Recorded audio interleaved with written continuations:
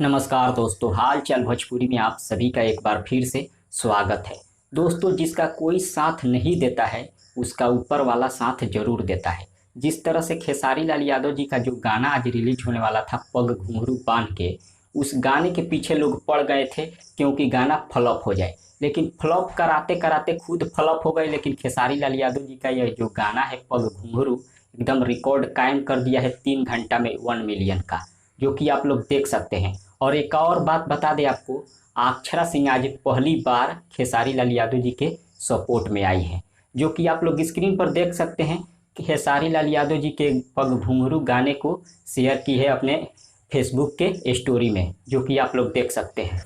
एक बात और आपको बता दें, अक्षरा सिंह जिस तरह से खेसारी लाल यादव जी को सपोर्ट की है इस गाने को शेयर करके, इसे देखकर बहुत सारे विरोधी लोग का पिछवाड़ा जल गया है और तिलमिला गए हैं। बहुत सारा बात बोल रहे हैं खेसारी लाल यादव जी को लेकर और अक्षरा सिंह जी को लेकर। लेकिन उन सभी बातों पर ध्यान नहीं देना है। आप सभी को बस गाने पर ध्यान देना है और गाने को ज़्यादा से ज़्यादा 10 मिलियन तक लेकर जाना है। फिलहाल इतना ही, मिलते हैं अगले वीडियो में।